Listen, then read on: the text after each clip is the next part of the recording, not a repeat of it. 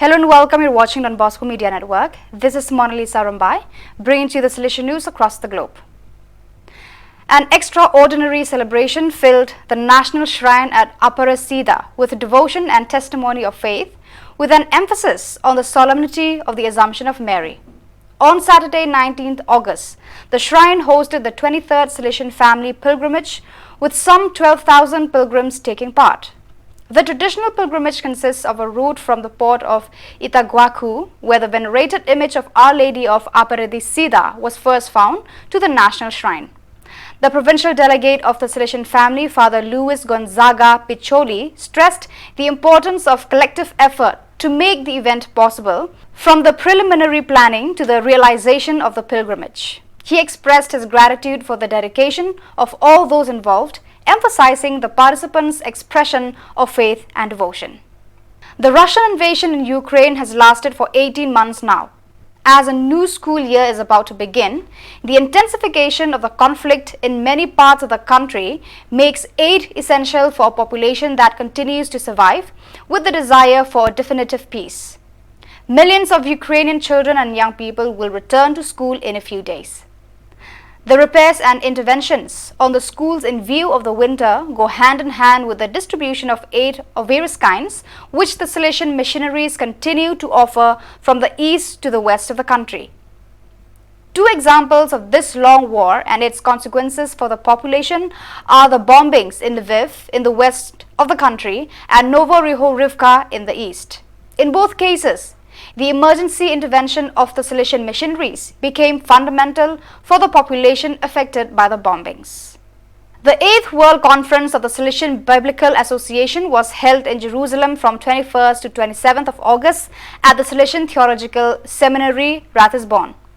The objective was to commemorate the 40 years since the first meeting held in Cremisan, Bethlehem, and as well as a balance of the activities and a project for the future, responding to the new needs of the time. 40 years ago, the then Rector Major wanted all the Salesians and the Daughters of Mary help of Christians who, in their course of study, had a certain specialization in the biblical part, could meet to exchange ideas, to see what could be done together to develop a Salesian reading of biblical study. And the idea was brilliant, explained Father Alejandro Leon Mendoza, Superior of the Salesian Province of the Middle East, which hosted the convention. For the inspector, this event also represented an opportunity to remember the first conferences which were held in Cremisan. The 53rd Pilgrimage of Faith in memory of the young Mapuche took place between Friday 25th and Sunday 27th August in Chimpe, a town in the province of Rio Negro that gave birth to Blessed Ceferino Namancura. The event took place under the motto, "With Ceferino, Showers of Hope Today." The largest pilgrimage of faith in Patagonia began on Friday 25th with the arrival of the pilgrims on horseback. After traveling many kilometers, they arrived at the Paraguay Ceferiniano to bring their offerings, their greetings and their prayers before the traditional image that is venerated all year round. Gale-force winds, heavy rain and tennis ball-sized hailstones caused severe damage to the German Salesian Benedict Buren Monastery on 26 August last Saturday, and all the institutions nearby have been closed completely until the 3rd of September. On almost all building parts of the Bavarian monastery complex, the respective west-facing facades and roofs were severely damaged. Entire rows of windows were pushed in by the storm, and the buildings were exposed to heavy rain without any protection. The Basilica and the Zentrum for Umwelt und Kultur Center for Environment and Culture in the eastern part of the monastery complex were also severely affected. Trees were uprooted and access points were blocked. The hail and the storm have caused great damage in the monastery.